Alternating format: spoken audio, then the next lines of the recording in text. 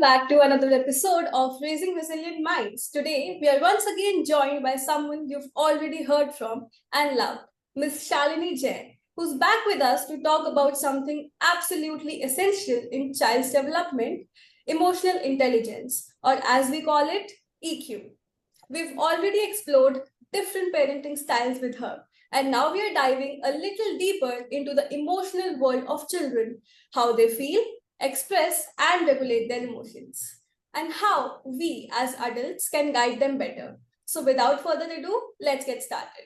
First question to you would be, what exactly is emotional intelligence, especially when we are talking about it in children? Emotional intelligence, if I say in simpler term, is ability to understand and manage your own emotions while also being able to recognize, understand, and respond to the emotions of others. For parents, this means like knowing when you're feeling angry, stressed, or happy, and handling those feelings in a calm and a healthier way. Noticing how your child is feeling, even though if they don't say it aloud. Helping your child talk about their emotions and guiding them how to handle them. Children don't have the vocabulary, but this is something that is important for us to take care to help them express their emotions, give them the options, increase their vocabulary so that they can express themselves. It is like being emotionally smart. It helps you build better relationships with your children, stay calm in tough situations, and teach how child can manage their feeling on their own.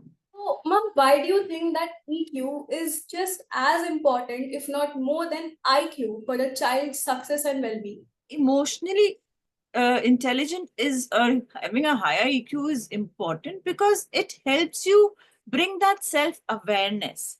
We talk a lot about the focus and concentration, but focus and concentration can be brought only when the child is emotionally calm, stable, understand the emotion, knows how to handle it. Right? When they're doing it, they become self aware first of all. Then they know how to regulate. Self regulation comes in there. A part of empathy brings up because they start noticing when they understand their emotion, they start noticing the other child's emotions also. So their communication with the other child would increase. So the whole building of, I would say, the relationship, the happier mode, the focus, the concentration, it all depends on your EQ. And it can be brought to the child with a very simple practices every day, because it is just recognizing your emotions. Yes, if you're angry, you know that you're angry. Okay, I need to be quiet for some time, for example. So that will help the child to understand how I can deal with it. Then it helps to increase. It helps increase my social skills. It helps the child be motivated because when they know how to handle, communicate, these things improves, and they're motivated also to take up a new risk, new actions. And that is all very much needed in today's world. As much intelligence is needed, the same as the emotional intelligence is also needed. Might be, I would say now it is needed more being coming of the with the AI, you have all the things available in hand with you. But emotions, you have to really practice to understand them and to practice them in your everyday affairs. So it has become very important for the child to lay the foundation at a very early age in the child for the emotional intelligence. So, as you said, that it's very important to build emotional intelligence in a child from an early age. But there are many children who are very, intelligent by a very young age on their own. So, what are some early signs to identify that, okay, this child is emotionally intelligent, and what are the specific behaviors that indicate this? And further, as you said, that parents का उनमें वो चीज build करना is very important, and it can be done by several activities and practices. So, what are they? See, if I come to the activities, like first of all, you said symptoms and the signs that the child is Right. emotionally intelligent. The first is you can see their awareness about the things around them. If they, for example, they would say, okay, I am a bit sad because my friend was not playing with me. That means the child is self-aware of the emotion that the sadness is coming because he didn't get the company. So you would see the child responding this way. Or if I say come to the second point, you'll see them regulating their emotions. Okay. I am angry, I want to sit quietly for some time in my room. So that means a child understands how to regulate himself or herself. Then they would show empathy. Oh, this see a friend. I'm just giving you the example so that it is, you can understand it better. So the friend is crying. So they would not go and disturb the emotion of the child, but they would offer her a tissue or give her a hug. They'll have a better social skills. They will ask, can I play with you? Or sorry, I didn't mean to hurt you. They are into that feeling that they value their emotion, at the same time they're valuing the other emotions also. They understand how to maintain that. They're not being rude to anybody, they're not being very dry to anybody, because they are in certain understanding that how I can help balance myself and others too. So those are the signs which if we see in a child, we can say the child is emotionally doing very well. And now, how I can build up, or any parent can build up, there are few things. First of all, why I say early years, because early mind is very adaptable. Till 7 years, the child's brain is like a sponge. Whatever you offer them, they just absorb. So it is important for us as a parents to talk about the emotions, to teach them the vocabulary of the emotions. And this you can do by playing various kind of games, by giving them the cards of the emotions, and making them understand what a happy face is like, what a sad face is like. If somebody's frowning like this, now you have those emojis. Even adults link with those emojis so well, because they are related to your emotions, and you are easily able to express them in those things. Those artifacts, I would say. You can help the child with their behavior and self-control. You can tell them, okay, I think so, you're not happy with something. Rather than losing your calm, you can just, you're not happy with something. Let's take a break. You also think about it, and I also think about it. We can connect after a few minutes. So you are indirectly, you're communicating with your child in the same way, like, okay, मुझसे थोड़ी देर बाद बात करना. एक तरीका ये है कहने का. एक तरीका है कि okay, I think so we both are little, not happy with this game. Let's meet after some time to talk about it. So you are teaching them how they can self-control and how they can improve their behavior. So they learn the self-regulation. So it is like your parents are modeling every time for the child, because child is just absorbing the things.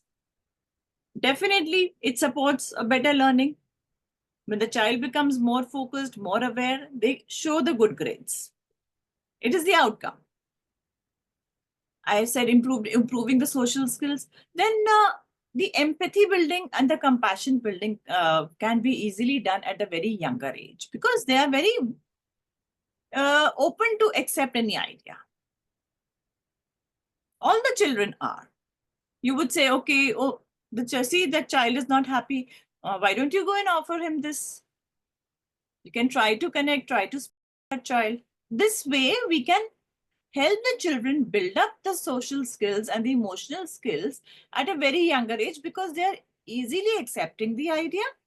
And secondly, we try to communicate with them as a facilitator, not as a guiding person. No, you have to do this. It can really help them to prepare for any kinds of ups and downs. I would say emotional skills, once developed in the child, they develop the amazing sense of coping skill. They develop emotional resilience, that whatever comes, they try to find out a solution to. And that is very important in today's time. Alongside parents, how can teachers and schools also contribute to the building of EQ in students? It is same. See, teachers and parents, I consider them at the same platform, because they both are facilitator for the development of the child. They both have taken the responsibility to develop the child in the whole perspective, so that they can become successful in their life. How teacher can help the child is by modeling the same behavior, expressing it, and it becomes very easy for a teacher, because there are many students there. If one child is a bit sad, so the teacher can help the other child understand, see, she is sad for some reason. Can we find out? Can we help her? So, like, we can initiate the discussions in a way so that the children get engrossed in it, understand what sadness is, or what happiness is, or what excitement is, and how we can help the other child.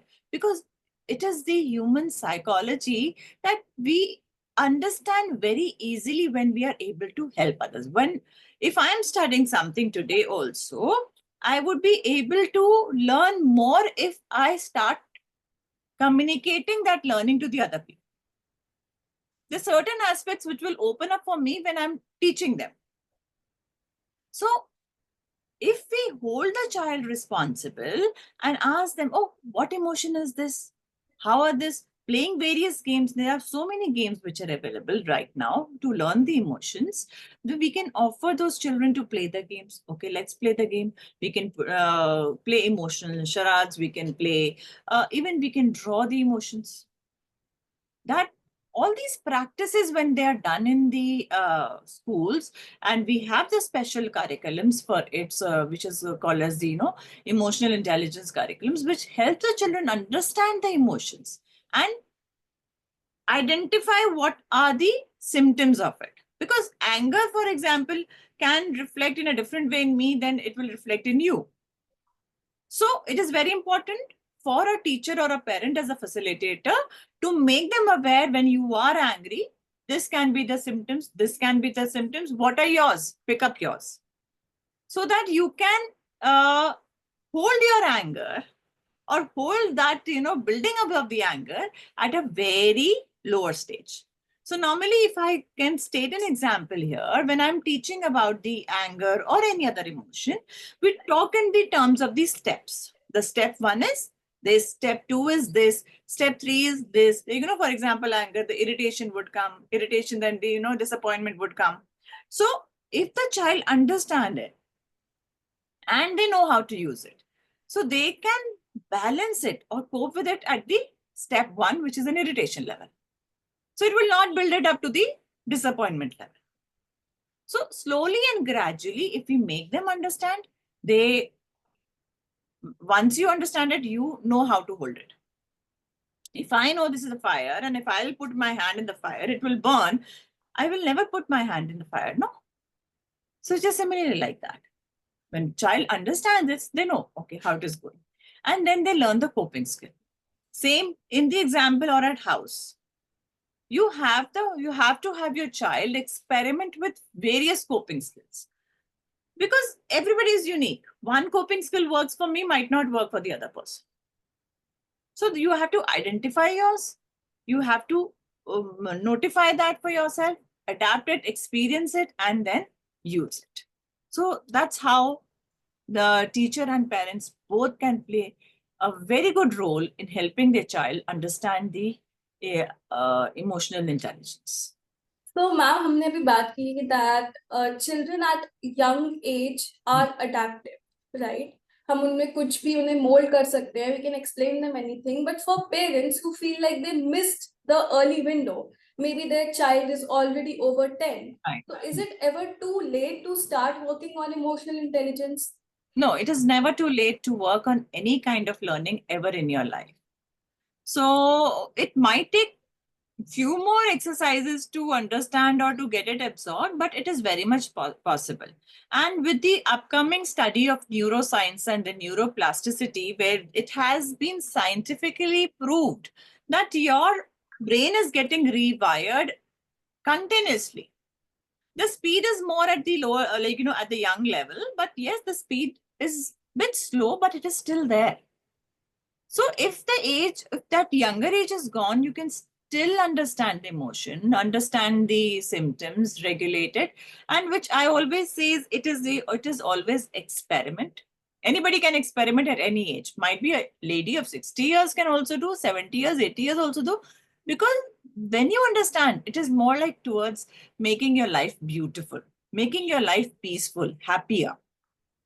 Understanding that it is all within us. So it can be at any age, if the child is a teenage, 20s, early. And normally, if you see all these team building games and the other stuff, this used to start when the people used to work. It was very recent when the science started, forcing on it, and people like, I would say, us start coming up that it should start at a very younger level, because it is very necessary. So apart from, if you are teaching your children any language or any other music and dance, it is also very important to teach the emotional intelligence, because that is the prime level of understanding which the child should have. That's the base. So I would say there's no age barrier here. You can start anytime. You can understand the emotions. You can start recognizing them, experiment with different techniques. You understand the symptoms and develop the coping skill. The procedure remains the same. It might take more time or it might take less time for the young children. So, ma'am, are there any specific activities, tools, or books that you might recommend to parents to encourage EQ at home? See, when you are at home, first of all, the everyday activity which is being done at the home should be the complete example to model that behavior to the child. I would say that children learn more by observing than by reading or doing any kind of exercise. So if I am sitting with my girls and I'm doing something, that they would just absorb that learning rather than me sitting and teaching them, no, you should do like this. So the modeling is one of the very important things, but I think so every parent should do. I can understand there's the, like, there's like time constraint what we have these days. Everybody is working, but we can pull out like few hours over the weekend where we can sit with the child and do that, or 10-15 minutes per day. That's good enough. Another good quality time. You can play various emotional games. Emotional cards are available, which you can play. We can play emotional. There's a sort of game when emotional Ludo is also there. You can play drawing game where you can draw certain emotion and ask your child what it is and how it is, what we're gonna do about it, and you can do a little kind of a role play also. All these things really help in the child's understanding. And moreover, when children are playing in the park, make them observe the how the other children are doing things. What do they feel about it? It is more increasing their awareness about different emotions in their surroundings, making them understand and see what can be the options to deal with it or cope with it. So that is the first and the primer, prime learning for the child to understand from the surroundings. And then the games and the other stuff is definitely there. And you can use various kind of sunshine cards, kindness cards, empathy cards. Lot of things, lot of activities are there.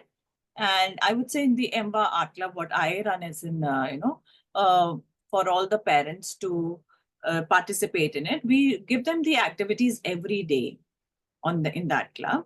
They can just do it. It doesn't take 10 to 15 minutes, but it has been developed very scientifically, progressively, so that, every emotion is covered.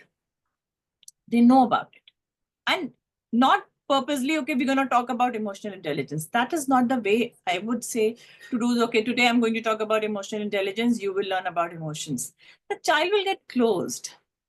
It is always through reading a feeling book. Okay, see, now, there's a story about a little girl. She's been doing this. Now, when I start talking like that, the child get engrossed. And then I can ask, oh, do you think how's she feeling now? Do you think so she was feeling better than when she was with her grandmother, or she's better now when she's alone sitting in a park? So we have to develop that curiosity in the child to come up and say, oh, no, no, no, she was very happy with the grandmother because grandmother was taking care. That might be the one. Oh, no, no, no, she was not happy with the grandmother because grandmother was very strict. So she was not able to do what she wanted to do. So there can be various aspects the child would come up. And slowly and gradually, when we are talking all this, they're developing. This is the learning which is going. That's why in our culture, it has been always says that life is the biggest learning. So everyday activities with the parents, grandparents, with the uncle, aunts, people around you, teachers, school, it's all learning. Even there are movies like Inside Out, and I've watched them, and they Yes, personally yes. just exactly. So Yeah, it's a Lot of matter, lot of content has been developed, if you say. And with the with the services what we have in our hands, we have all the resources actually.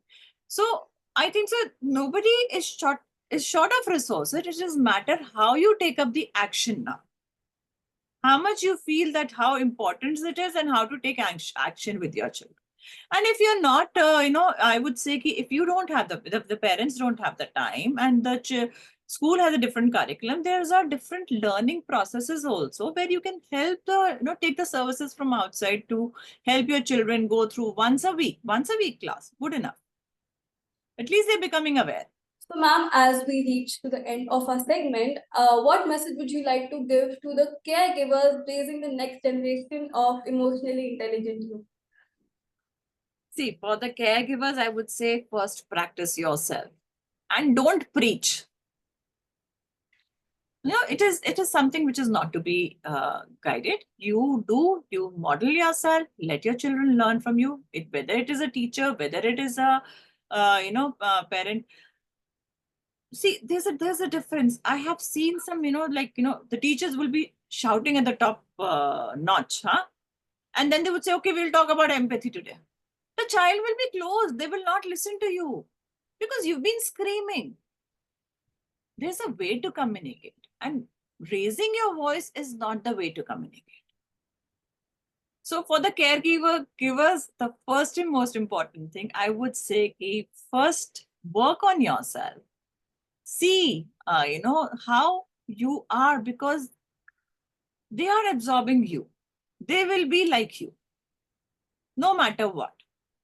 Connect with awareness at every point with the children, so that they are able to understand it, they are able to recognize that emotion, they're able to comprehend it in the totality and know how to deal with it. So it is a very big responsibility of the caregiver. My master has always said the children are your life project. You've brought life in this world. It is your responsibility to make them a better human. And human in the sense, the people who will stay happy all their life. We don't want our children to become, and they become stressed and anxious and struggling for their mental health and whatnot these days. No, I see children of 6 7 years saying, I'm full of anxiety today.